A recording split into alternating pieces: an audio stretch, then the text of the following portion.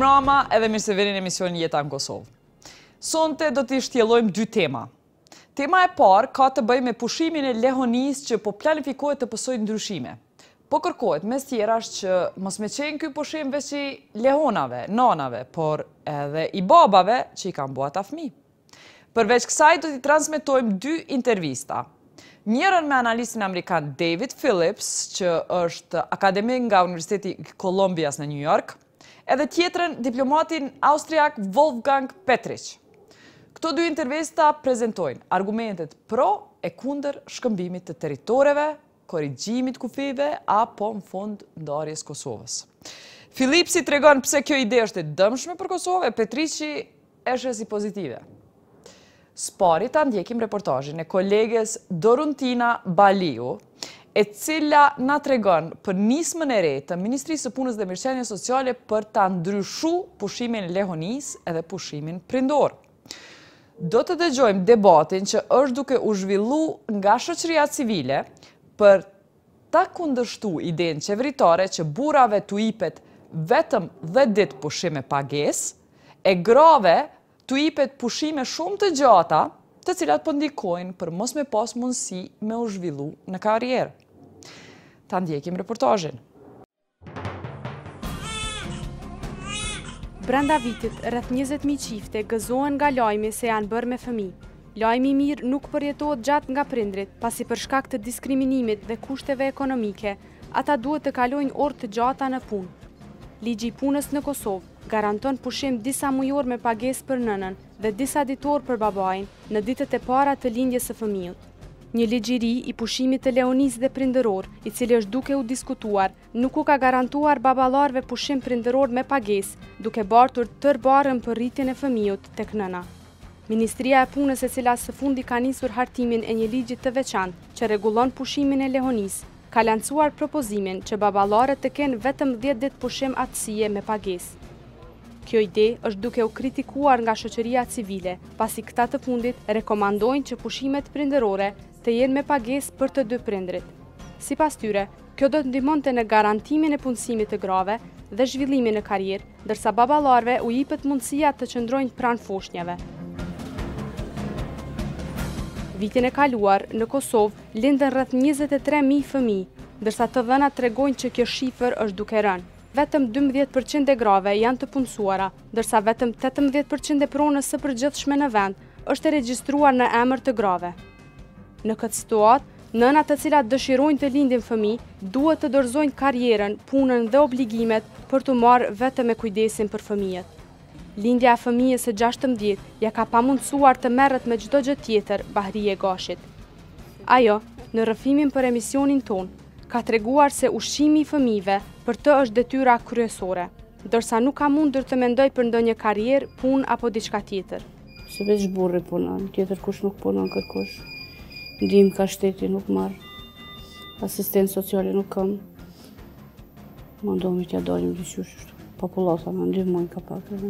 Aq sa kanë mundësi tash.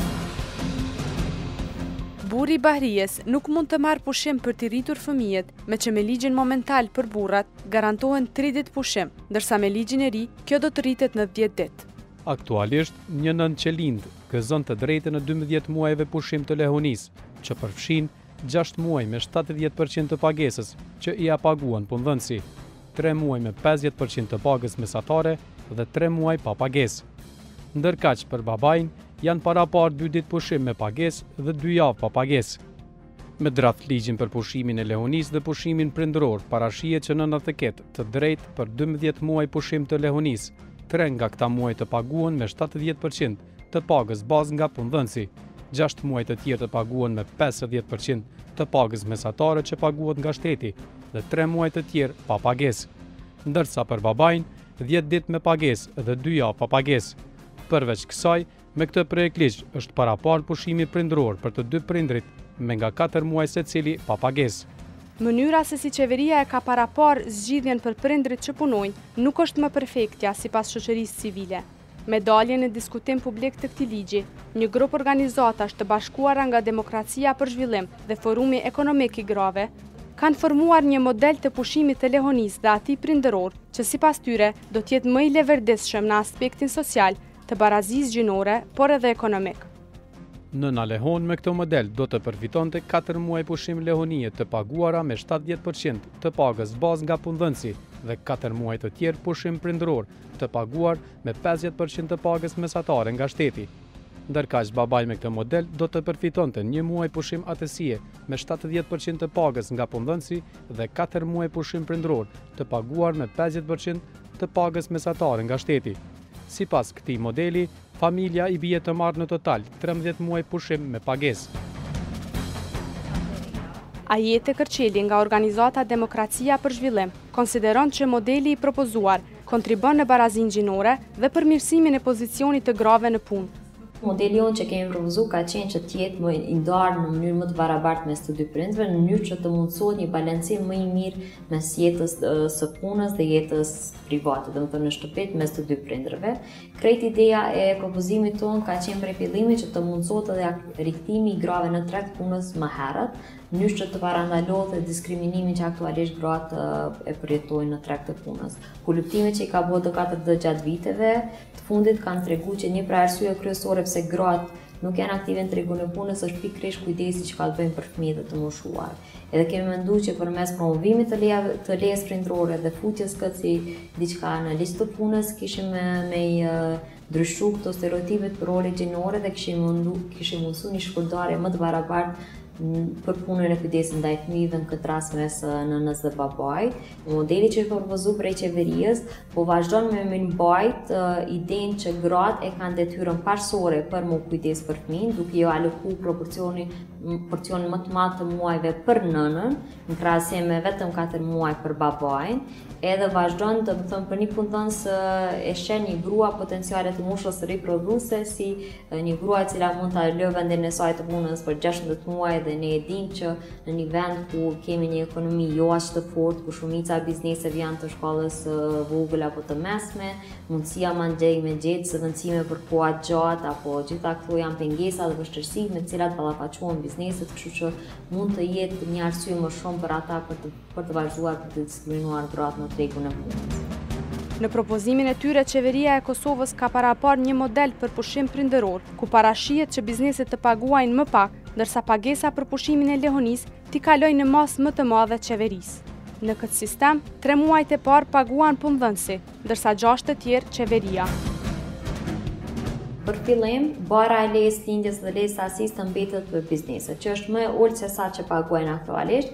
Mirë po ne kemi rekomanduar që brenda 2 viteve të ardhshme të krijohet një fond i veçantë, qoftë fond për mbështetjes familjes apo për sigurimin shëndetësore apo ndonjë format tjetër, dhe kjo përgjegjësia e bizneseve të kalojë në atë fond si përgjegjësi, domethënë të mbetet përgjegjësi kolektive për me mbulu pagesën e lejes së lindjes dhe lejes së sepse kështu janë edhe rekomandimet, nëse i shohim me rekomandimet e ILO-s dhe rekomandimet e BE-s dhe gjitha vendet e tjera, kështu praktikat janë që mos mbetet përgjegjësi e bizneseve, sepse kjo rrit mundësinë që mandej gratë të vazhdojnë të diskriminohen, mos më punësu në treg punës, po në këtë rast edhe për burrat mandej mund të shihet e njëjta.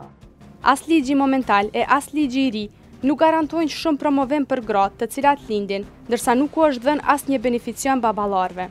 Me propozimin e ri, vetëm 10 ditë pushim me pagesë i garantohen një babai pas lindjes së fëmijës. Megjithatë, disa prej baballarëve në Kosovë kanë sakrifikuar duke sfiduar edhe pamundësitë ligjore vetëm për të qenë afër fëmijëve të tyre të posalindur.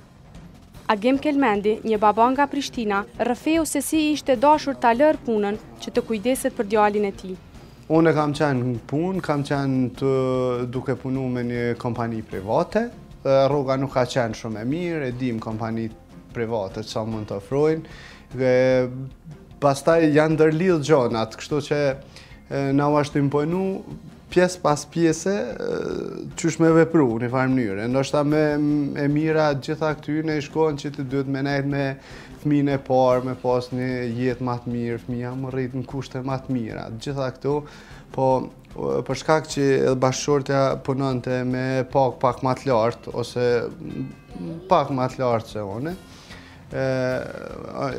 është detyruar që ajo të kthehet edhe unë pas nej të largohen prej asaj kompanie dhe të filloj të kujdesen për djalin. Ajo, çfarë ka bërë Kelmendi, mund të duket e çuditshme dhe e pazakont për shumë prej baballarët patriarkal. Por nga përvoja e tij, ky baba u jep mesazh burrave që të shfrytëzojnë pushimin. Madje ai sugjeron që pushimi prindëror të jetë edhe obligativ. Unë nuk e di ku është kjo formë, kjo metodologji pe cilit vend ka mujtë me ardhur, po unë mendoj që nuk është në rregull. Unë mendoj që përkundrazi duhet me ofru mundësi prindve të dyve në një farë mënyrë të barabartë. Ndoshta kërkesat mujnë me konë ndryshme, varjuse prej nanës ose prej babës, shoqëria gjithmonë ka kërkesa ndryshme, po unë mendoj që mundësinë për me qenë barabartë është dashur ta kenë të dytë. Kisha dashur që edhe pushimin mos ta kenë dëshiruar dun apo s'dun, po në një farë mënyrë sidomos për prindrit burra ta kenë obligative këtë pjesën e pushimit prindëror, edhe tjetë me pagesë. Kelmendi nuk është babai i vetëm që ka sfiduar ligjin dhe rendin shoqëror, duke qëndruar me fëmijët për t'i dhënë gruas mundësinë e zhvillimit të karrierës. Ngjajshëm, Jetmir Bakia, një baba tjetër, e konsideron veten me fat që për disa muaj ka mundur të qëndrojë pranë fëmijës së tij. Kum pas fat një farë mënyrë që me pas pushim prindëror edhe të babës pas lindjes së fëmijës. Mirë po kjo për shkak që një kohë kam punu jashtë dhe kur jam kthy në Kosovë, kam vendosur me marrë një 2 muaj pushim gjatë lindjes, domethënë pasi ka lindë vajza. Dhe kështu një farë mënyrë kom pas fatin që 2 muaj me e kalu edhe me ndihmu grus, po edhe fëmijët për shkak që në fëmija i parë shumë gjana dhe nuk i kemi ditë tamam si shkojnë, se ndryshë është kur i ndëgjon, ndryshë është edhe kur i përjeton. Bakia nuk e sheh realiste që baballarëve t'i jepet mundësia për pushim më të gjatë prindëror me pagesë, me që sipas tij rrezikohen vendet e punës në sektorin privat dhe rrjedhimisht edhe stabiliteti financiar i familjeve. Është shumë e dobi që edhe baballarët me pas mundësitë që me ndihmu edhe grus edhe me fëmijën, është mirë edhe për vetë babat që me shpenzu kohë me foshnjën, edhe i ka nevojë shumë për mbikëqyrje edhe për kraje si fëmijë. Mirë po për pushim të Leonis apo të rregullohet kjo për gjithë baballarët, edhe pse kisha pas dëshirë, kam dëron që nuk ndoshta është e përshtatshme për Kosovë në rrethanat tona. Është shumë e rëndësishme që fëmia i sapo lindër me pas 2 prind, të paktën për një kohë sa ta merr veten ashtu. Mirë po është edhe më e rëndësishme me ushqy atë fëmijë, si më thonë, edhe me pas kushtet që më apo do të mirë tash po e shohim na edhe vetë sa shpenzime ka një fëmijë i vogël në ditë të sodit. Me që numri i vogël i pushimit të paguar për baballarët në krahasim me nënat, po shihet si pabarazi gjinore nga organizata dhe disa prindër, jeta në Kosovë ka kërkuar interpretim ligjor edhe nga avokati i popullit, institucion i thirrur për të mbrojtur të drejtat e njeriut. Hilmia Shari thotë se ligjet nuk guxojnë as se si të kenë elemente diskriminuese në asnjë formë, përfshirë elementet gjinore. Sistemin tonë juridik, mendoj që deri me tani kemi dhënë sqarime mirëfillta se për këtë trajtimin të barabartë mes gjinive, jo vetë që kushtetuta përcakton në mënyrë shumë të qartë trajtimin e barabartë dhe si parajmë udhërrëfyes për jetën e qytetarëve të vendit, mirë po gjithashtu janë edhe disa ligje bazë, si ligji për mbrojtje nga diskriminimi, mirë po gjithashtu edhe ligji për barazi gjinore, të cilat gjithashtu mëshirojnë një mori parimesh të cilat autoritetet publike do duhej me u përmbajt në përcaktimin e drejtave ose detyrimeve sikur në këtë situatë. Mendoj që po do duhej në konsiderat, sidomos ligji për mbrojtje nga diskriminimi, sepse njëra prej parametrave që përcakton ky ligj ka të bëjë përkatësisht me trajtimin e barabartë edhe sa përket kriterit të gjinisë. Megjithë rëndësinë e këtij ligji për shoqërinë dhe familjen, në media dhe komunitet nuk pati reagime të mëdha për përmbajtjen e ligjit. Duke u zvogluar përgjysmë barra e pagesës së pushimit të lehonisë, bizneset janë ndër komunitetet më të kënaqura me nismën e Ministrisë së Punës. Oda ekonomike është e kënaqur, përderisa dhe bizneset janë të kënaqura me ato që është prezantuar dhe që po ofrohet si mundësi. Në këtë projekt ligj parashihet që 3 muaj të paguhen prej biznesit në 70% të rrogës bazë, kurse 6 muaj të paguhen prej qeverisë së Kosovës në 50% të rrogës mesatare të Kosovës. Biznesi është i kënaqur me këtë, normal ka pas bizneset të cilat kanë kërkuar diçka ndryshe, por në përgjithësi ka pas një mirë kuptim. Bizneset e caktuara kanë renditur disa kërkesa specifike mbi këtë projekt ligj, të cilat kërkuan që t'i adresoj Oda Ekonomike e Kosovës. Sipas tyre, brenda projekt ligjit ka paqartësi që duhet të adresohen. Një ka qenë Neni 10, i cili është për kthimin nga pushimi Leonis, i cili parashihet që punëdhënësi është i detyruar që të caktojnë në detyrën dhe vendin e punës ku ka qenë fillimisht ai personi që kthehet prej pushimit Leonis, domethënë gruaja që kthehet prej pushimit Leonis, është kërkuar që të parashihet mundësia që nëse ka ristrukturim të kompanisë apo ka shuarje të kompanisë, me pas disa masa lehtësuese në mënyrë që me pas edhe biznesi fleksibilitet në përcaktim të asaj pozite. Ka ankesa ose shqetësime për pushimin prindëror. Sa herë mund të mirët ky pushim, a është 4 muaj brenda vitit, apo është vetëm një herë brenda gjatë periudhës deri në moshën 2 vjeçare, kur të jetë fëmia i moshës 2 vjeçare. Pastaj ka për nenin 15, që është për skemat e sigurisë dhe sociale dhe shëndetësore. Është kërkuar që të ndryshohet kategoria e sigurimit gjatë pushimit të Leonis, sepse rreziku në punë është ndryshe prej kur është gruaja për shembull në shtëpi duke u kujdes për fëmin, ndryshe është në vendin e punës nëse është një industri pak më e rëndë për shembull e prodhimit ose ndërtimtarisë ose ndonjë sektor tjetër. Për pushim të atësisë po ashtu ka pasur shqetësime, sa herë mund të shfrytëzohet ky pushim, nuk parashihet shumë mirë në ligj, ka disa mangësi dhe si rrjedhua e kësaj mund të ketë 2 kuptim. Ka edhe neni 17 disa kërkesa apo paqartësi, të diskutohet lloji i punës që korrespondon me orar 4 orësh ose orar gjysmë orar, sepse ka disa industri që nuk lejohet ajo, për shembull si prodhimtaria, dhe ka kërkesa që rregullat e posaçme për llogaritin e gjobës të jenë pak më specifike, mos lejojnë vend për diskrecion të inspektoriatit, po të ketë procedura pak më të rregullta që edhe bizneset të jenë më shumë ndjeni se si mund të shqiptohet dhe procedurat të cilat pasojnë. Pushimi i gjatë me pagesë për nënën dhe mungesa e tij për babain është shqetësuese edhe për komunitetin e biznesit.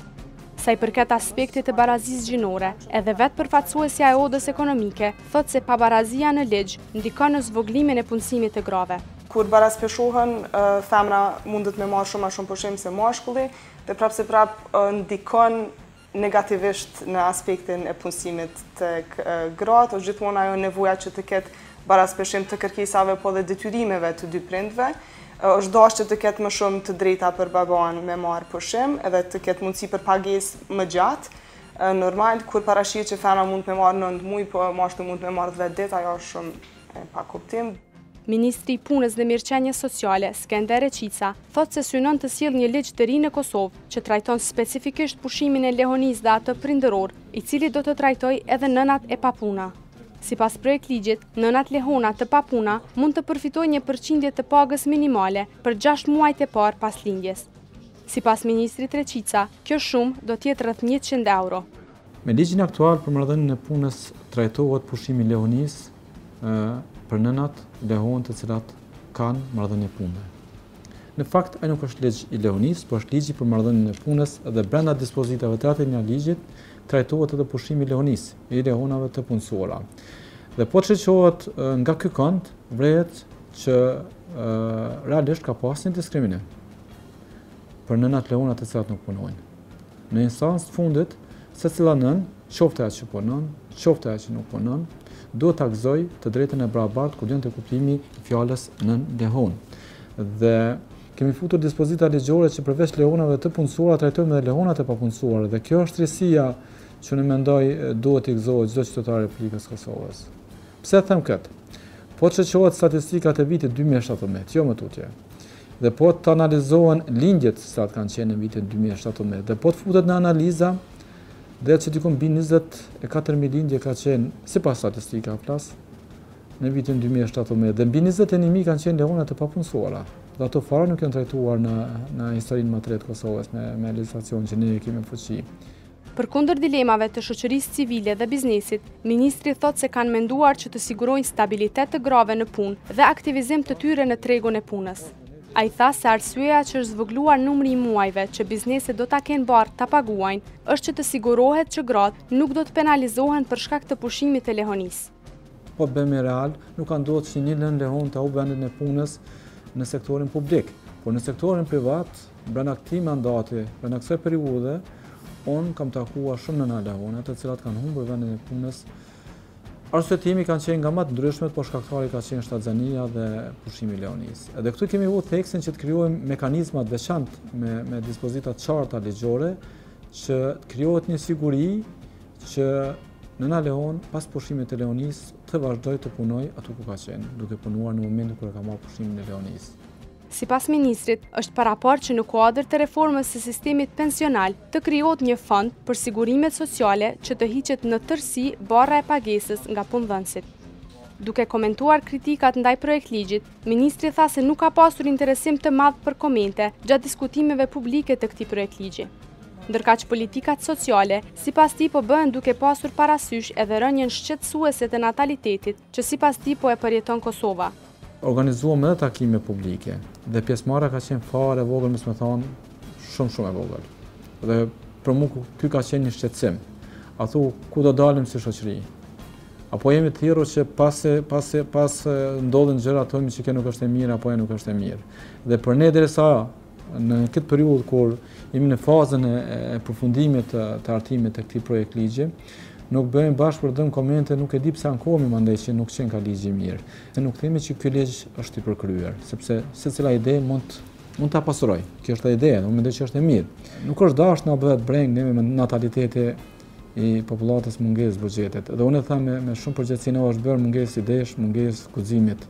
Dhe sot me një shtator, unë e kam thënë edhe në paraqitje të tjera, kemi 16.000 fëmijë më pak në bankat shkollore të ulura sipas statistikave flas. Dhe kjo është shqetësuese për ne. Lidhur me argumentin e rënjes së natalitetit dhe ndikimin ekonomik të këtij projektligji, foli Alban Hashani nga Instituti Reinvest. Është inkurajuese që qeveria ka marrë përsipër me ridizajnu ligjin, i cili qartësisht ka pas disa probleme dhe a priori ka diskriminu gratë për në fund të punës. Ne si Forum Ekonomik i Krave ke marrë në përfundim se duhet të ndajmë barrën e pushimit dhe pagesës për pushim të lehonisë dhe pushimit prindëror, në mënyrë që të eliminohen këto barjera për gratë me u fut në tregun e punës. Ne besojmë se kthimi i grave sa më shpejt në tregun e punës e rrit gjasat që ato të avancohen karrierë dhe të përmirësoj pozitën e tyre në treg të punës. Normalisht kjo e rrit barrën që sektori publik duhet të mbajë, megjithatë ne si politikë publike duhet të kemi qartë se për të avancuar pozitën e grave në ekonomi duhet të ketë edhe kosto që besoj që shoqënia duhet të jetë e gatshme t'i bëjë. Ne gjithashtu propozojmë që pushimi prindëror, i cili duhet paguhet edhe për gratë dhe për burrat, mos jetë i transferueshëm. Pra në qoftë se vendos familja që burri mos të merr pushimin prindëror, ato pare nuk mund me arktu, pra nuk mund me i marr. Megjithatë kjo vendim autonomi i familjes, se a dojnë të marrin një gjatë tillë apo jo. Në qoftë se ata vendosin mos me marr, është kosto normalisht për ta, megjithatë është vendim autonomi tyne dhe në anën tjetër e adreson një problem parsor që i bjen burrat edhe gratë pozitë gati të barabartë kur futen në tregun e punës. Sa i përket pjesës së ligjit i cili parashë pagesën e pushimit lehonisë edhe për gratë që nuk punojnë, ky nuk është i definuar qartësisht në ligj, është lënë hapësirë që më diskutuar më vonë. Unë mendoj se ka elemente doza të mëdha populliste dhe nuk ka marrë në konsiderat implikimet buxhetore, të cilat mund të jenë janë afatgjata, do thotë efektivisht në qoftë se ti vendos një kosto të tillë, ajo do të jetë aty në buxhet për periudhë afatgjatë. Dhe e dyta është ngritet në mënyrë legjitime pyetja, apo e adreson ky problemin parsor që ne e kemi. Do të thotë nëse problemi parsor lidhet me pjesëmarrjen e grave në tregun e punës, ky provizion i ligjit qartësisht nuk e adreson këtë problem. Përkundrazi, krijon stimuj për gratë që menejt jashtë tregut punës. Pra e përkeqëson edhe më tutje problemit. Në qoftë se argumentimi i qeverisë është se kjo po bëhet për të adresuar një problem tjetër, i cili lidhet me natalitetin, unë mendoj se dhënat edhe pse dëshmojnë që në vitet e fundit ka një rënje të natalitetit, këto dhëna nuk dëshmojnë se kjo rënje është drastike dhe shumë e madhe. Do thotë ka pas një rënje e cila përcjell pak a shumë hapat ose vitet e kaluara. Normalisht dhënat cilat përdoren prej qeverisë për këtë çështje e kanë një defekt, sepse pas vitit 2011, kur është bo regjistrimi i popullsisë, është ndru metodologjia e llogaritjes së lindjeve në Kosovë. Do thotë deri në vitin e 2011 janë llogarit gjitha lindjet që kanë ndodhur në Kosovë, po edhe lindjet e grave kosovare, të cilat kanë ndodhur jashtë. Pra kur janë kthyr, janë regjistruar në Kosovë. Ku e di që kanë lindë në Zvicër, në Gjermani e kështu me radhë, graviton më shumë diaspora kosovare. Tash ato dy kategori të lindjesh raportohen ndaras. Pra janë lindjet që kanë ndodhur jashtë Kosovës dhe lindjet që ndodhin në Kosovë. Në qoftë se ne i marrim me i krahasu vetëm lindjet në Kosovë me lindjet që i kem pas përpara vitit 2011, duket se rënja është drastike. Megjithatë, nëse ne kësaj të fundit ja shtojmë edhe numrin e lindjeve që kanë ndodhur jashtë, e shohim që rënja është normale, do thotë nuk është në një ramje shumë e madhe, e cila do duhej të ndeste asnjë lloj alarmesh që na me marr politika publike, të cilat janë jo vetëm të kushtueshme, po edhe mund të jenë barë që na nuk mujmë me përballu. Ministri Reqica komentoi edhe propozimin që baballarët të kenë pushim prindëror. A është qërtu mundësia që dhe baballarëve me ju dhonë mundësia një pushimit me pagesë përpos pushimit atësisë që është 10 ditë, domethënë pushim prindëror? Ky është pushimi i lehonisë i cilin do të kompenzohen nënat, lehonat. Pushimi prindëror është ai që mbra 2 viteve para prindi, babajnë këtë rast, mund të merë nëna dhe babaj, deri në 4 muaj. Gjëti ne duhet kemi kujdes në hartimin e projektligjeve që ne mund zgjerim dispozita nga më të ndryshme sepse letra e mban. Edhe mund të ndoshta të mirët miratimi në kuvend. Por problemi është që stabiliteti financiar i vendit, ne duhet të kemi kujdes në drejtim. Kështu që jo, nuk është menduar që këtë pushim prindëror për babajnë me pagesë. Pushimi i lehonisë është i domosdoshëm për nënën dhe për trajtimin e fëmisë. Natyrisht që është i mirëseardhur një pushim prindëror dhe për prindin, dhe ato 10 ditë është pushim prindëror, por pushimi i lehonisë, po përsëris, është i nevojshëm dhe i domosdoshëm për nënën. Bashkimi i sindikatave të pavarura të Kosovës, që përfaqësojnë të drejtat e punëtorëve, kanë dhënë gjithashtu komentet e tyre mbi këtë ligj. Leonora Lokaj, nënkryetare e BSPK-s, tha se edhe ata kanë kërkuar zvogëlimin e barrës së bizneseve në pagesën e pushimit të lehonisë.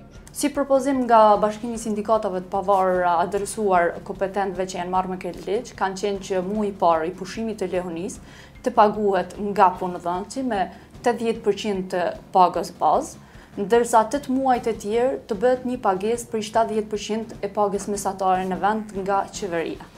Do më thënë, barrën kryesore jemi munduar t'ja vëm qeverisë për faktin që në një farë mënyrë është dhe ndoshta adresimi më adekuat i cili duhet të merret më shumë me çështjen e lehonave dhe mundohemi që sidomos femrat e sektorit privat i involvojnë më shumë punë dhe të ndikon kjo dispozit më shumë që ato të mos keni një revanshim nga punëdhënësit e tyre për shkak të pushimit të lehonisë që kanë pasur deri më tash. Cili ka qenë qëndrimi i BSPK-s për idenë që baballarët me pas pushim me pagesë? Qëndrimi ka qenë që nuk i kemi mbështetur, domethënë opinionet e organizatave jo qeveritare dhe nuk ka qenë qëndrimi individual, ndoshta veç i BSPK-s, por ka qenë i gjithë përfaqësuesve të gjitha federatave që nuk kanë ardhur deri të një mbështetje e tillë, nga se kanë menduar që për momentin është shumë më mirë që të kompenzohet pak më shumë një femën, edhe të stimulohet një femën edhe një biznes kushdo qoftë ai një punëdhënës që ta mbajë më gjatë në punë një femën, edhe të fokusohemi në implementimin e këtyre normave që kemi. Brenda këtij viti, pritet që projekt ligji për pushimin e lehonisë dhe pushimin prindëror të dërgohet në qeveri për miratim, ndërsa përfundimisht të hyjë në fuqi vitin tjetër.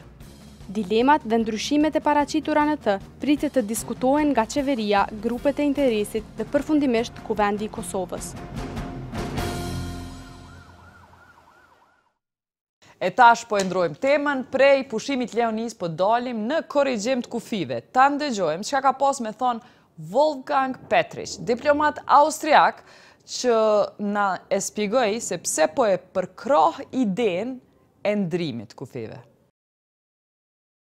I want to go back to the principles of Ahtisaari plan, which made Kosovo independence. The principles were no unification with Albania, no going back to Serbian rule, no partition. What happened in the meantime? What happened is that I'm one of the few who, when this idea, which I actually first heard from the Kosovo side, when this idea appeared, I did not belong to these people who automatically said no. Why? Because I believe if this is the first time that I can think of where, in terms of change of borders, two sides decided to look into this issue together. You know, from the history of the Balkans, so-called corrections of borders were always bloody and one-sided. Yeah, even the last decision by Kosovo to become independent was, of course, a one-sided decision, but it was accepted, including by myself, and by more than 100 countries of the world.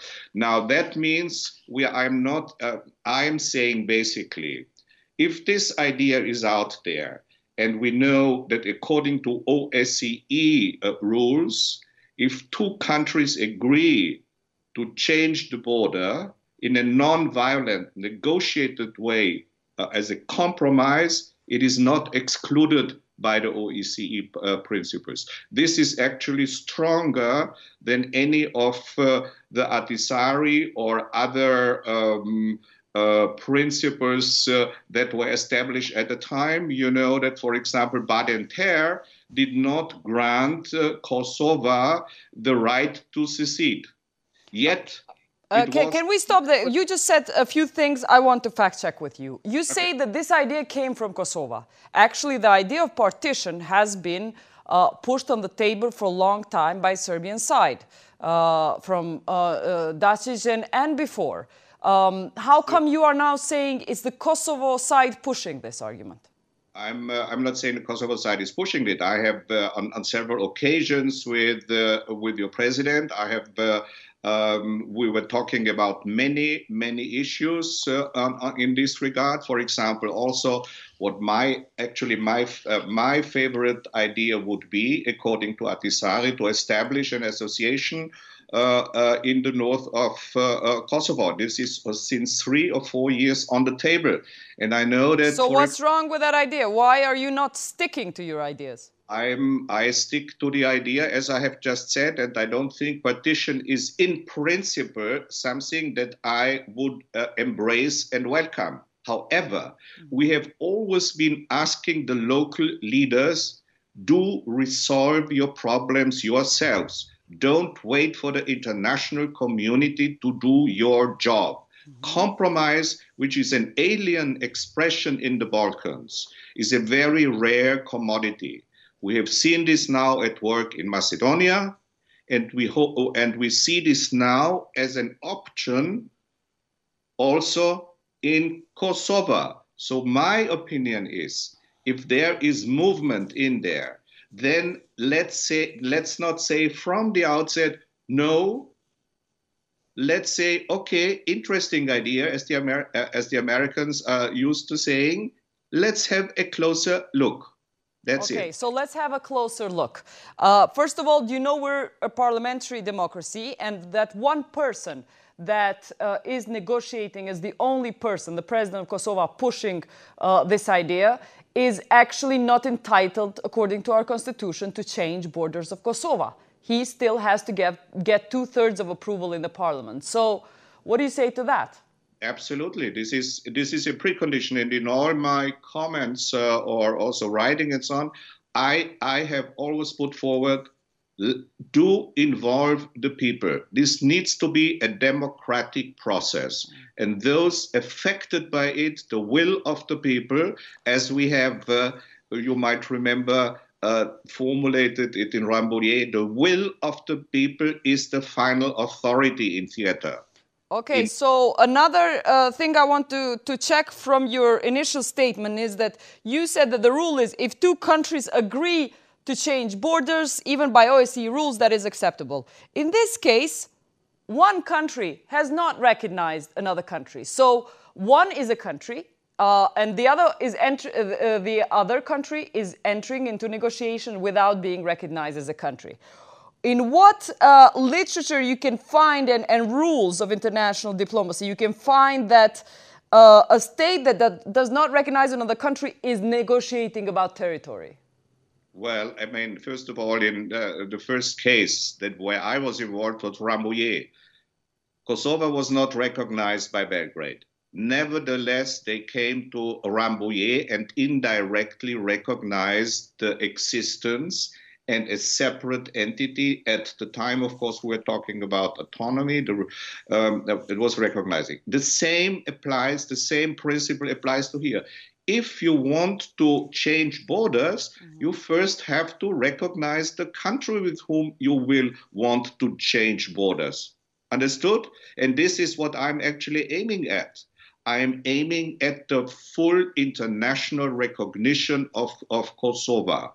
That's the aim of this exercise.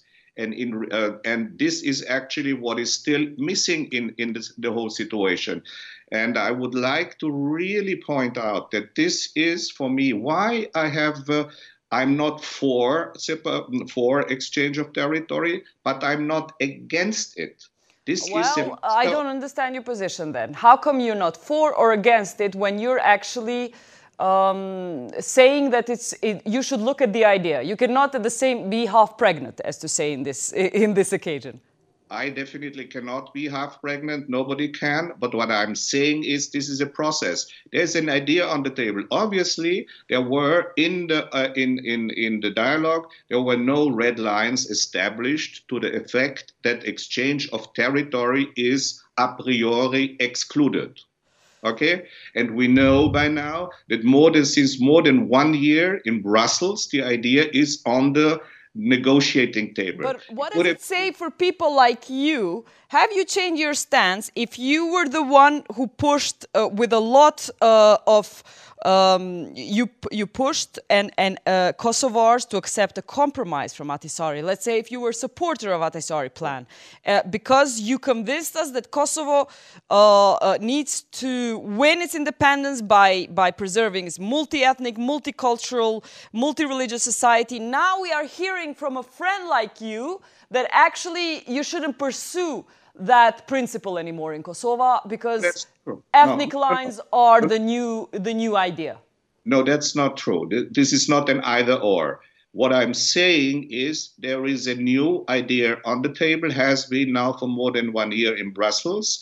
Obviously, the ongoing dialogue... This new idea is partitioning along the ethnic lines. Let's call a spade a spade. It Absolutely. Is the north to go to Serbia, right?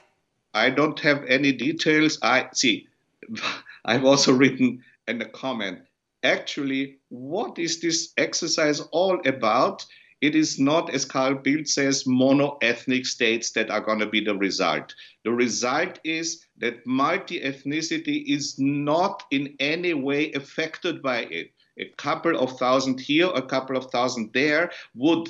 And I'm talking hypothetically. I'm not going into the details because I don't know the details. I neither has Vučić nor has Thaçi have not even asked them about the details because this is none of my business. This is the business of the two who are negotiating, and hopefully both have a democratic legitimacy. If you are saying Thaçi does not have one, then he has to go and get one. The government has legitimacy to negotiate in Kosovo. Collapse. And I tell you one thing, I have much more than just the concern about the independence and sovereign recognition of Kosovo. For me, the situation is that that the window of opportunity is closing. This commission will be out of business in May or after the European elections. And now I'm going to tell you one thing. So let's just put it on the record. This commission who mediated 30 agreements over which only 4 are fully implemented. So why is this commission such a big a plus for Kosovo when this process, the dialogue process, which you convinced us to say that just be patient because in the end, through this dialogue process, we will get through resolving of practical matters for Kosovo. So this commission, we should now be worried that it will be out of there, and because it did such good things for the people of Kosovo, it implemented its agreements, it pushed the agreements. Why should we actually have respect for a commission that, for Kosovo people, could not push the implementations of agreements? See, first of all, I'm fully behind implementation of the agreements. Yeah, and the exchange, for example, the proposal by Belgrade and Pristina, by the two presidents, does not alter the nature of the compromise solution that needs to be found. Implementation has to go on. Absolutely, yeah. You will also need still a body for the Serb side, a certain minus autonomy stuff, minus executive or minus legislative issues. We don't want the Republika Srpska in Kosovo. All these issues are still on the table. We are maybe too much focusing on this very important, admittedly, aspect of this proposal. But hang on, you're saying, but when, what is there to be part of association if the North goes to Serbia? What association is there a need to be done? Do you think then you have eliminated all the Serbs from Kosovo? There's still many, 2/3 of the Serbs are, for example, yeah, I'm just... I'm not thinking. Are you thinking that if you change the borders, this is not a sign for exchange of population? I mean, haven't you been around in the Balkans enough to know that if you affect this principle, you will also play with Albanians of Macedonia wanting also to secede, Serbs in Republika Srpska wanting also to secede, the rest of the Serbs off south of Ibar River being actually very under risk, as Father Sava has pointed out. How come you, as a person who's been in the Balkans for so long, don't see this danger? I want to see, where do you find the optimism that this is a solution?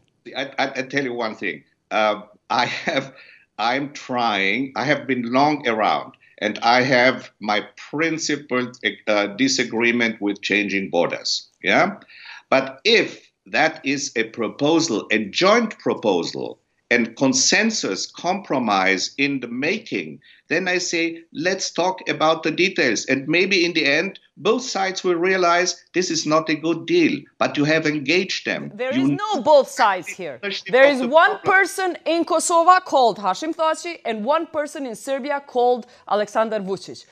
Are you really, you know enough about our countries to know that these two people do not represent the ultimate democratic leadership of our countries, the most democratic and liberal, and wanting to resolve issues on the benefit of their own people? They work. We think they work.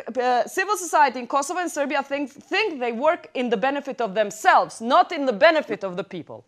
Could be, but then you have to clarify this. You are a democracy. I mean, what I really like about Kosovo, more so than about Serbia, is a very vivid, controversial public discussion. I think this is really, truly a democracy. Yeah. So there you have to find a compromise. That's it. You know. And if, in your opinion, a duly elected, democratically elected president, according to the Constitution, Mr. Thaçi, is doing something you don't like, then do something about it. I can, from the outside, I'm only a commentator, you know. Have a look at it, and I want to continue. It's not about doing something that I don't like. He is negotiating borders which are not his mandate to negotiate under the Constitution of Kosovo. But can I, you're not to be blamed for that. Can I, with you, actually entertain the idea that if these two leaders think this is one option, what do you think? Can you guarantee that Serbia will recognize Kosovo? I mean, can anybody? See, I can tell you, there we are now in the wider picture. This is actually what I'm interested in. It's the development in the European Union on the one hand, and it is the UN membership of Kosovo on the other hand. Without the international recognition, without accession of Kosovo to the United Nations, there is no deal possible. Okay. Neither with or without territorial exchange. Okay? So will Russia use, do you think, knowing you're working with Russia, China, can I pick your brain on that? Do you think Russia will use its veto in Security Council to stop Kosovo from entering? The only way to have Russia and China abstain, this only way goes via Belgrade. Yeah, and in the dialogue, it is very clear, outspoken or not outspoken, that the end result, the end game, has to be Kosovo in the United Nations, and a way free for Kosovo and for Serbia to negotiate accession to the European Union. Tell me, what do you think is Russia's interest to listen to Serbia in this case, knowing that Russia has issues with Crimea, etc.? Why would Russia accept Kosovo in the United Nations without conditioning, saying to the West, well, you accept Crimea, I accept Kosovo? Don't you see this scenario? See, that's a great issue, you know. So therefore, if you do not believe, you know, and if this is not part and parcel of such an agreement, the end state of the dialogue, which is that Russia lifts its veto, then there's not going to be a deal anyhow. And I tell you one thing, this is only possible if Vučić convinces Putin that the deal that we are that we are getting here is positive for Serbia. Okay? Whatever the deal is, it's association, it's this and that. That's the only thing. So can't you see a scenario? Can't you see a scenario? Well, actually, Vučić agrees with Thaci about borders. Serbia may recognize, but in the end, Russia may not play ball and will not get into the United Nations. Well, that's the art of diplomacy, that you find that you have to wrap up this all in one package. You know, this is very clear. It is. I mean, in all the diplomatic negotiations, it is always the issue: what do I get and what do I have to give? Yeah, and in this, of course, this is a high stakes game. Absolutely. But I tell you, and I come back to a very important point: the next European Union elections are going to be a huge advance, if not victory, but huge advance for the right-wing populists, for Orban, for Kaczynski, for the Italians. Yeah. And they, you know, Orban and Salvini are best friends with Putin. Yes. They are going to have their commissioners sitting in the new EU Commission. Do you believe that these commissioners, that these governments are going to support Kosovo?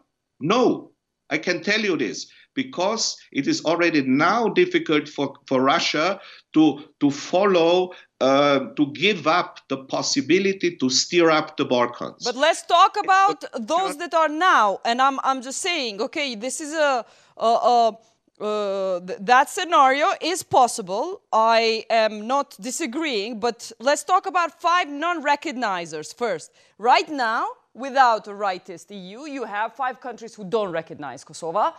How do you think this deal will guarantee that after, let's say, an agreement between, a hypothetical agreement between Vučić and Thaci, that these 5 recognizers, you know them very well individually, will they say, we recognize Kosovo as well? They have said, the 5 recognizers, and I have spoken to my friend Lajčák in Bratislava, I have spoken to all the others as well. Once the 2 sides agree on a solution, the 5 recognizers will definitely agree to it. Are you sure? Spain, with its Catalan problem, will agree to ethnic lines division, partition in Kosovo? Are you sure, Mr. Petric?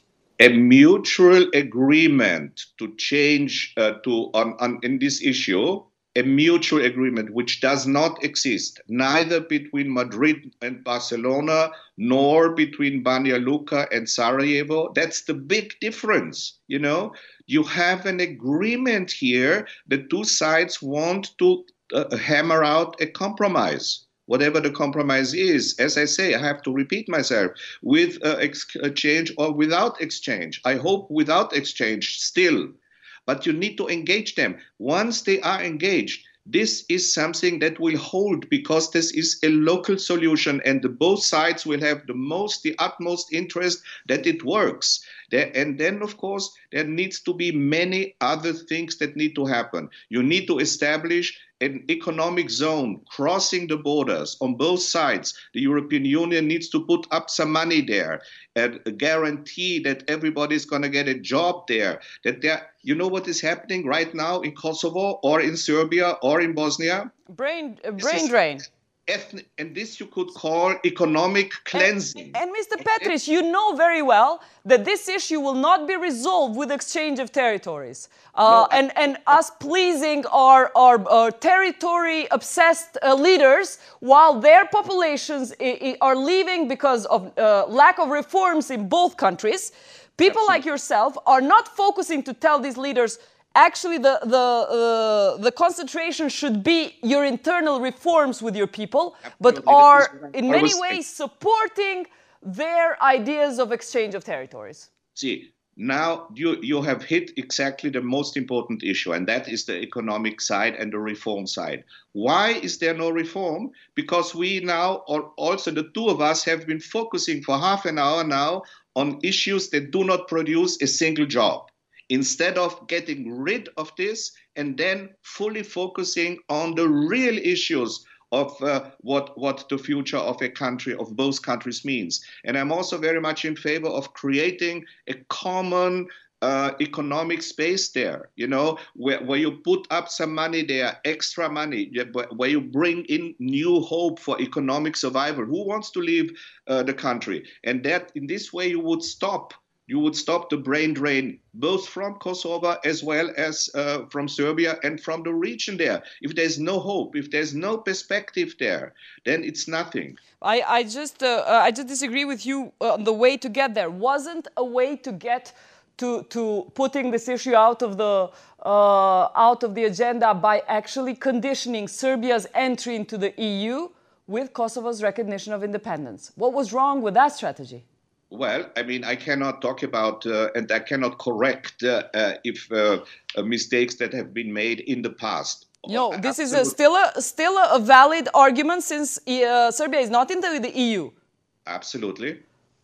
So what's wrong with pushing that argument that by the time Serbia is ready to go into the EU, it will have to recognize Kosovo? What's wrong with that? This is still the principle. This is still valid. This is not going to change. So why should Hashim Thaçi actually hurry to partition the country? But how do you reach this? This is another issue, you know. And there are many ways to reach it. Yeah, you believe you can only reach it by whatever, following no exchange of borders. I fully respect this, absolutely, you know. But there are others, these two leaders, who say, well, we would like to do this.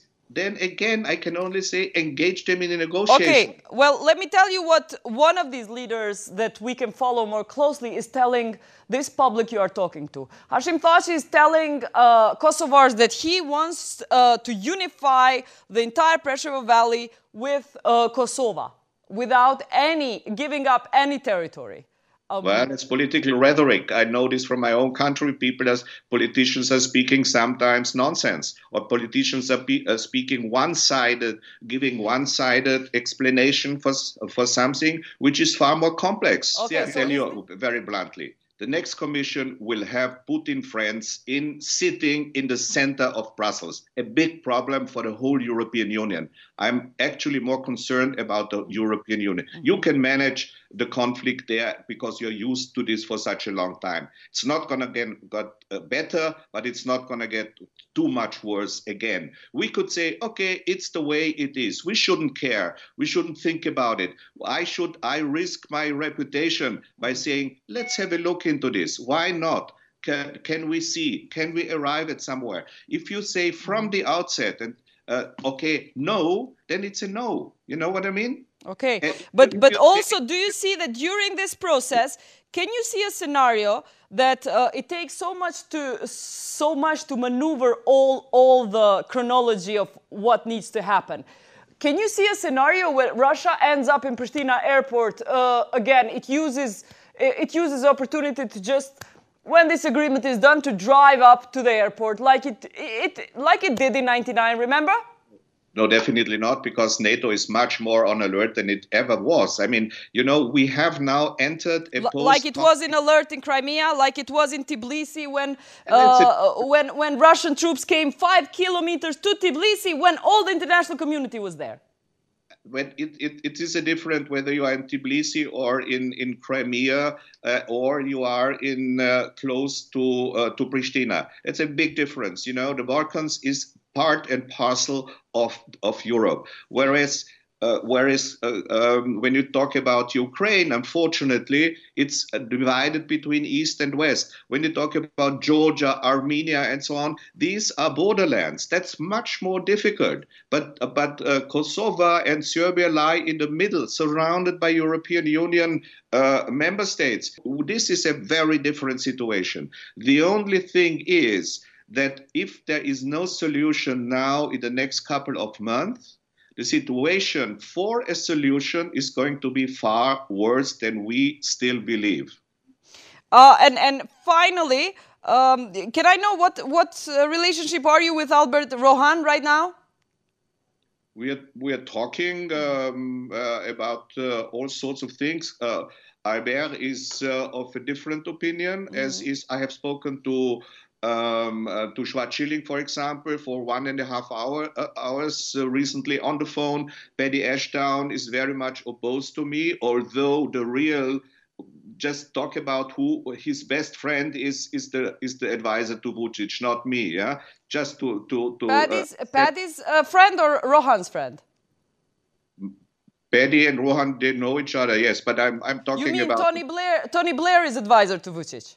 Exactly. Yes, the person who actually helped the NATO bombing. So in this world, Tony Blair is, but Paddy Ashdown is a different person. He's not working for Vučić. And this brings me to the question of credibility. Precisely, I wanted to ask you, like Tony Blair, who led the NATO bombing after 16 years, is working for Mr. Vučić. Are you also, Mr. Petric, kind of weakening the credibility of your analysis by accepting to work for a law firm that is paid by Vučić? And people are easily saying for you in Pristina that you also work as advisor for Vučić because your company, law firm, is paid by Vučić. I can tell you, whatever people think, yeah? I will, once we have surpassed this period, I will disclose with whom I have worked much more. And I am on the side of a regulated solution of a still unresolved issue. And this is the last one, the last big one in Europe.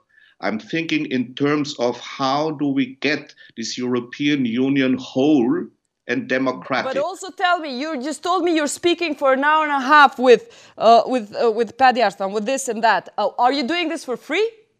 Of course. For free? You're talking to these people for free because, you know, many people don't think diplomats are Mother Teresa and do this for free. I'm sorry. You know what?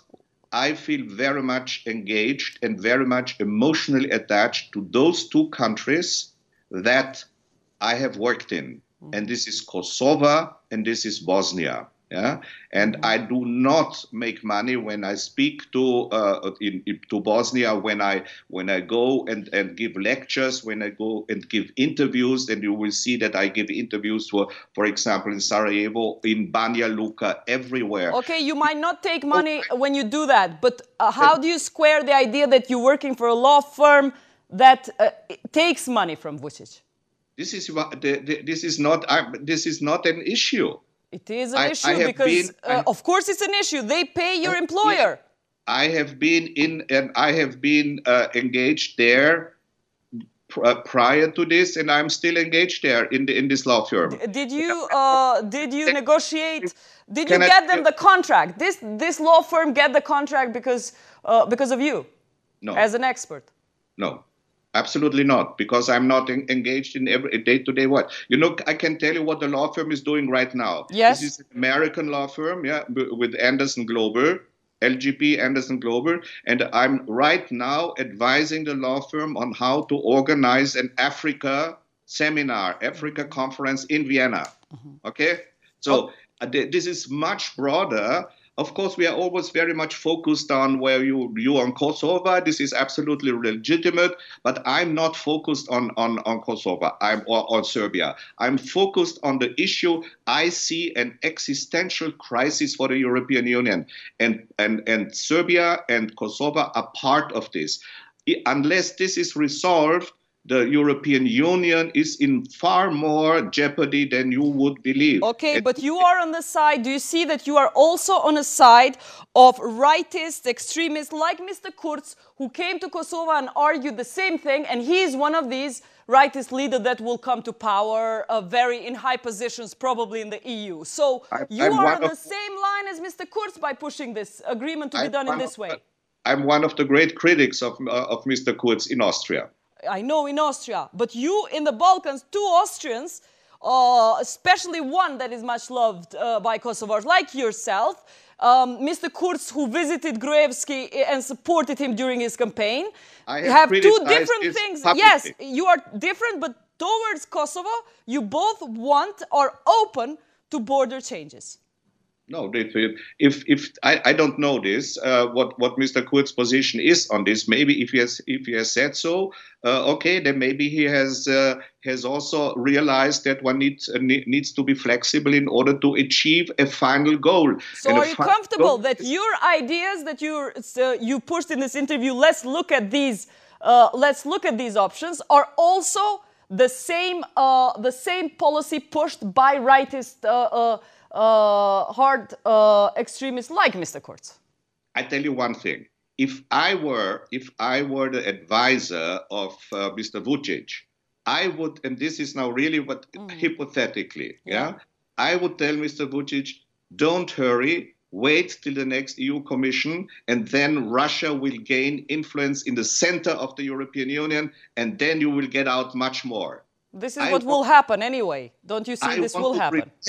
I want to prevent this. I want Kosovo to see a sovereign state as a member of the United Nations. This is my ultimate goal. And this is also where I support Thaçi on this. Okay. But I also told the president, find your support in your parliament and in the civil society. Convince them this is democracy. Otherwise, this is not going to... He's trying, but without success so far.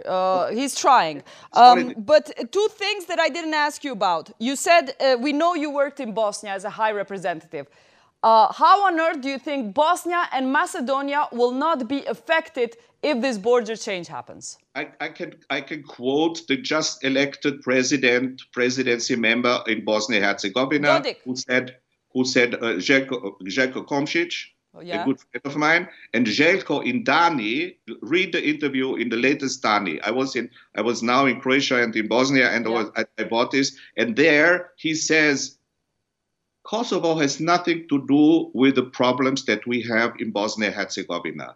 If the two leaders, and he does not like Vučić. Vučić attacked, but he is a politician, Komšić, a real statesman, who said, they will find out what they need to do. But the situation in Bosnia is totally different. But are you really saying that, for example, another politician like Dodik can be trusted that he will not secede as well? Can be trusted? Of course, but because nobody supports it. Not even Russia supports this. I can tell you this. I know this from Moscow. They are not supporting this. And Dodik is playing games. We know this, but he will not succeed in this. Mr. Petrić, thank you for being on Jetan Kosov. Okay, thank you. Kështu po mendon Wolfgang Petrić, ta ndjekim tash një analizë krejt tjetër për temën e njëjtë. Çka mendon David Phillips, akademiku nga Universiteti i Kolumbias në New York, që ishte në Kosovë tash rishtazi. Ta ndëgjojmë. Mr. Phillips, recently both our leaders, Hashim Thaçi and Ramush Haradinaj, were in America. From their return back home, what we know from this briefing is that both entered the meetings with U.S. High State Department level people, and they both said different things to the same delegation, to your government. How do you read, and what do you think it says for Kosovo, the fact that our president goes in meetings and says, I am ready to negotiate borders, and our prime minister says borders are untouchable. We don't want to discuss borders. So first, they didn't share all the meetings. The meeting with the Secretary of Defense was held by Prime Minister Haradinaj only. There were other joint meetings with State Department officials. And I think it's important to clarify what is the U.S. position. When Bolton made his statement, the National Security Advisor, that the U.S. wanted the parties to agree and then it would consider support, it was not an endorsement of border adjustment or partition. Are you sure? Yes, I'm sure. I've spoken to U.S. officials. The U.S. government does not support border adjustment. It supports the parties coming to an agreement, which it can evaluate, and that agreement has to enjoy support from the respective governments and from the civil society. Wait. Which sort of officials have you spoken to? Because our president is telling us the opposite of what you're saying. So I'm not going to name names, but I served as a senior advisor to 3 presidents. I maintain contact with U.S. officials. I've spoken with senior representatives of the U.S. government. And the Trump administration. You still have, what I know of you is that you've worked for Democratic governments. Are you sure you have contacts with the Trump administration? Yes, I have worked for Democratic and Republican administrations. I was proud to be associated with Mrs. Clinton. I've spoken with officials in the Trump administration. Nobody has formally endorsed partition or border correction. So if the president, Thaçi, is saying that the U.S. government supports this position, either he misunderstood or he's misrepresenting. Tell me, what do they support? Because let me translate it for our audience. If your government is saying, we will support what the presidents agree, doesn't it mean that they're open to accepting the border correction or partition, whatever you call it? They are actually open. Your government is open to accepting that. So the statement that John Bolton made in this regard was completely unnecessary. Of course, the U.S. supports whatever the parties agree. First, there has to be an agreement. And those agreements have to be in writing and detailed. And they have to be approved by the parliament, and they have to be supported by civil society. We still have a long way to go in any kind of agreement before we reach that conclusion. In fact, today, what we know of that is that President Thaçi is the only one pushing this agreement. He doesn't have, looks like, the support of his party, who came out with a resolution which says that they don't want border changes. The opposition certainly does not support it. There was a protest that was supported by people on the street that do not support this option. So I'm not sure there's anybody else in Kosovo supporting this option.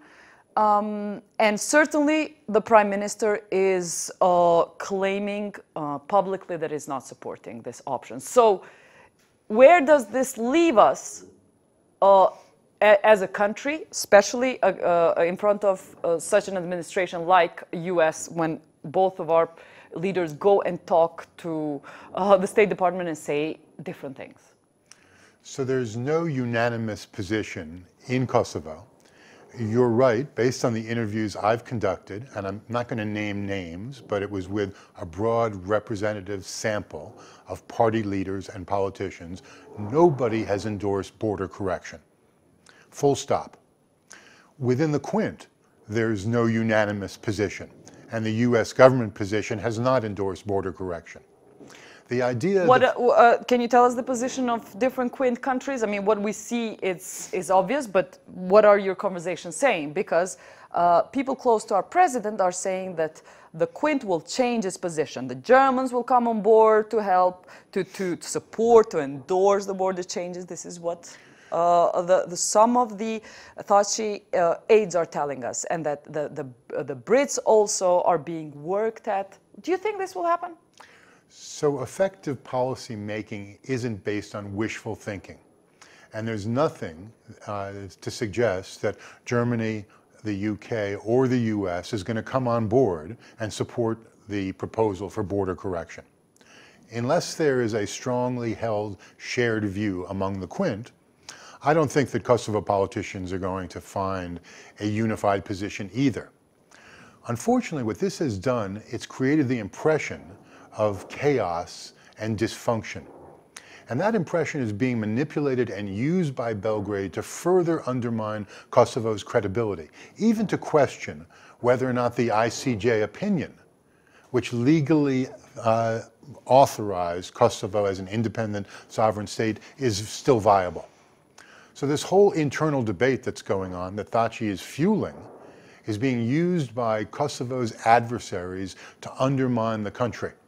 It's time that we have a consensus, that people get together and they have a dialogue, they come to some shared platform. This public dispute that we've seen recently is in no one's interest, certainly not in the interest of a free and independent country called Kosovo that's supported by the international community. How is this discussion going to affect any further international recognitions? Do you think it's going to affect them at all? There will be no further international recognition. You sure? You know, I'm not canvassing every country in the world, but why would any country choose to recognize Kosovo now when this ambiguous negotiation is going on? But our president and Minister of Foreign Affairs were in Yerevan recently, last week, trying to convince the country to recognize them, don't So they're making a good effort, they're trying hard. In my opinion, it'll be extremely difficult to get any new countries to come on board. And what you're going to start to see yet is countries are going to begin peeling away. They're going to start to withdraw their recognitions because they're looking at the state of affairs in Kosovo and saying, this is not a viable country.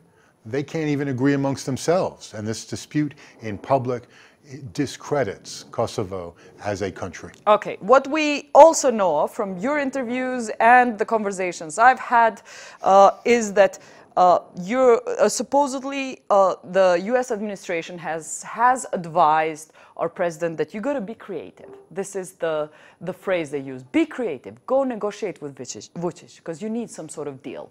So just put yourself in his shoes. What is there to negotiate and deal in the end? What is the final deal? I mean, if the concern in Belgrade has to do with the extent of democracy in Kosovo, which affects all of Kosovo's citizens, including Kosovo Serbs, then it's pretty straightforward. You have decentralization. The government of Kosovo retains specific powers on judiciary, police, urban planning, environment, finance. It establishes regulations protecting culture, and which is a patrimony for all of Kosovo's citizens. David, we signed the Ahtisaari plan. Association is being pushed forward. What else? I'm asking you, what else is there to give away from Kosovo's side? So all those measures have to be fully implemented, and Kosovo has to be serious about running a government which is credible. It needs to recommit itself to the principles of the Ahtisaari plan, to its own constitution. It needs to crack down on corruption, make clear that decentralization... Oh, come on. Serbia, as if Serbia is not corrupt to enter this deal. Is corruption one of the conditions to negotiate with Serbia? It doesn't really matter what Serbia thinks about Kosovo's internal affairs. The government of Kosovo is responsible for this territory in its entirety. It needs to step up to the plate, govern more effectively, provide more effective services, crack down on corruption, do this decentralization in a meaningful way, and the whole dialogue process in Brussels should stop. What is there to talk about? We spent 7 years discussing license plates and diplomas and area codes, and then most of those deals were never even implemented. So what should Kosovo's position be? If Kosovo says, we'll stop, don't you think the EU and your administration will say, no, no, no, you cannot stop the dialogue? So the dialogue needs to be about something specific. It can't be about process. It can't be a dialogue about dialogue. There needs to be a specific package on the table where Kosovo commits to the Ahtisaari principles in real terms and demands support from the international community. And the moment that Serbia says this is not enough for us, what should Kosovo's reply be and position? This is what you get. It's our internal affairs. If you want to deal with us as a sovereign, independent state, these are the terms. If you don't, then walk away. And what do you think your administration will do to our country if we walk away? So put Serbia in a position where it walks away from the negotiations. Why should Kosovo, which is the aggrieved party, why should Kosovars who were genocided and who were attacked be in a position of supplicant to Belgrade? It's time for Kosovo to be serious about its own internal affairs, its own regional relations, and its international relations. But what's happening right now is because Kosovo is not finishing the process of association, Serbia is saying, well, you're not giving us the association of Serb municipalities, therefore we will not move forward. So Kosovo is in a defensive. How should we go about this when Kosovars say, well, this kind of association is not according to our constitution? So the ASM was a bad deal to begin with. It should never have been signed. All of the principles of decentralization that are required to protect and preserve the interests of Kosovo citizens, including Kosovo Serbs, are embodied in the Constitution and in the Ahtisaari principles. There's no reason for ASM. It should just be dropped. There should be a formal implementation review of all agreements, including the energy agreement and a number of others. No one here is free from guilt when it comes to failing to implement. What we need to do is to implement what has been agreed to. We need to move forward with a credible package. And it's time for Kosovo to stand up and be sovereign. It is no longer a ward of the international community. It's not a protectorate. It doesn't take orders from the United States. The politicians here need to assert themselves. Why do you think the politicians here are not acting as sovereigns? What would you read into this psychology of behaving like non-sovereigns? So it's perplexing to me why some politicians are acting in Serbia's interests. Kosovo politicians who are elected need to act in the interests of Kosovo's citizens.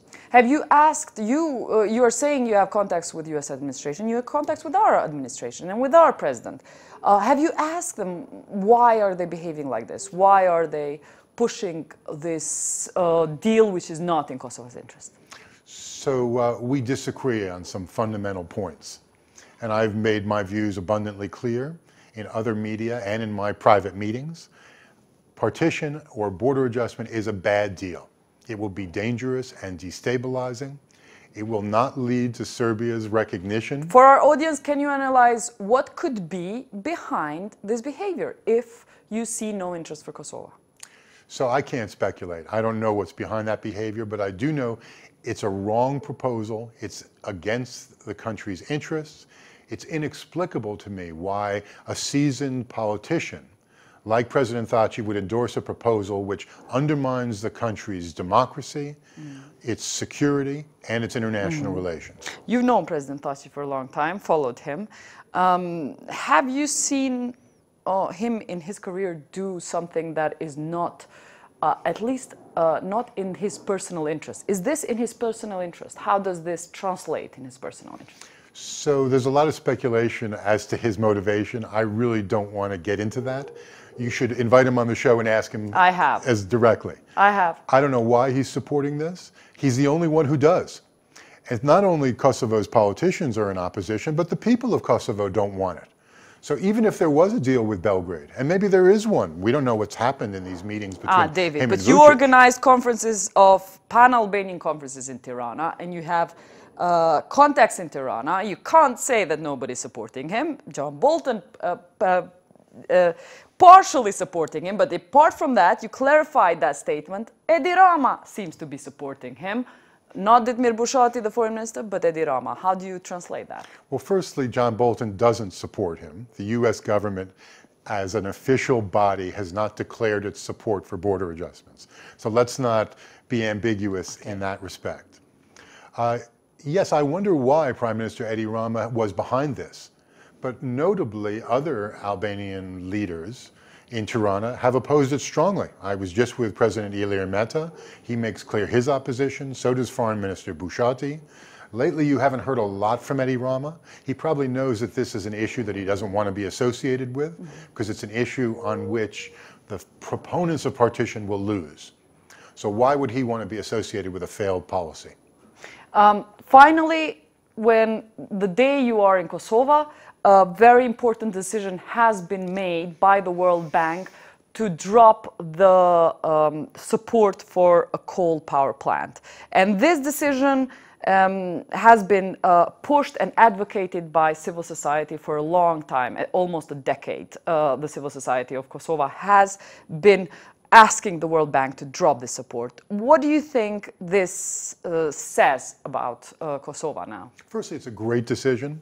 The idea of making coal king here in Kosovo was wrong to begin with. What it says is that the will of the people matter.